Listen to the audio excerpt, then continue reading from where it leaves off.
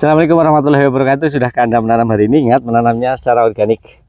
Tanah yang subur itu kira-kira bertahannya berapa lama, berapa bulan gitu ya.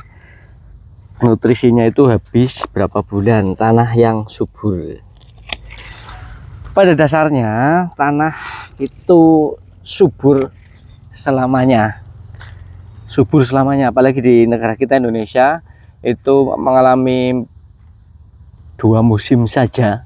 Yang kedua musimnya itu bisa menanam, itu tanahnya itu kondisinya bagus terus, musim hujan dan musim kemarau.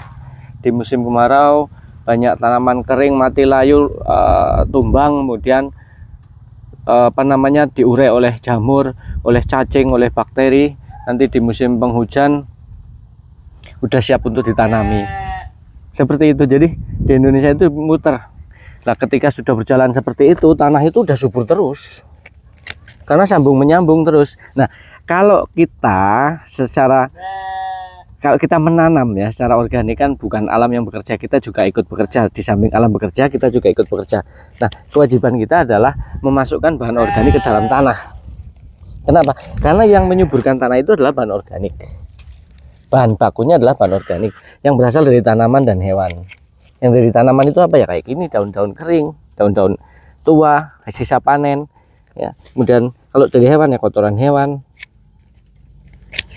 sisa-sisa panen kayak jerami, kemudian sisa-sisa pembuatan dari kayu, pembuatan apapun yang dari kayu ya, serutan kayu, gergajian kayu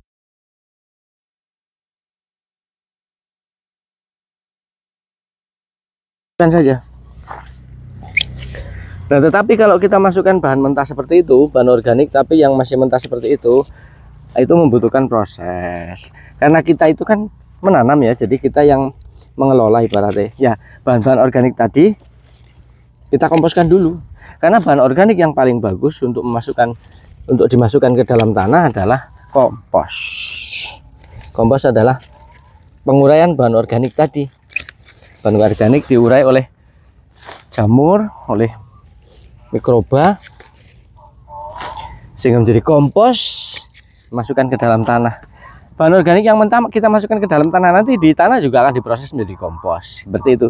Jadi kalau setiap saat kita punya bahan organik kita masukkan ke dalam tanah, setiap saat kita punya kompos kita masukkan ke dalam tanah, maka kesuburan tanahnya itu nggak akan putus. Subur, nggak ada waktu habisnya.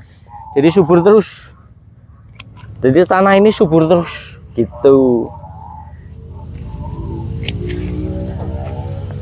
Nah, kalau kita menanam seperti ini berarti ya memasukkan komposnya kapan? Nah, setelah panen.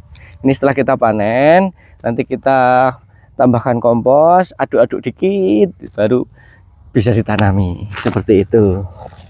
Ya. Jadi berapa lama tanah subur itu nutrisinya bertahan?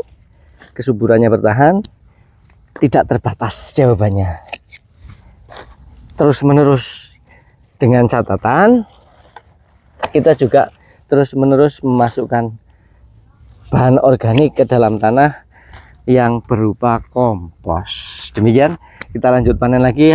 Sore ini kita petik 15 ikat. Saya pakai ini karena ini di sawah dingin banget udaranya. Kita lanjut petik-petik lagi bersama Dimas. Nih, subur. Gedenya. Jas. Oke, terima kasih dan semoga ada manfaatnya. Assalamualaikum warahmatullahi wabarakatuh.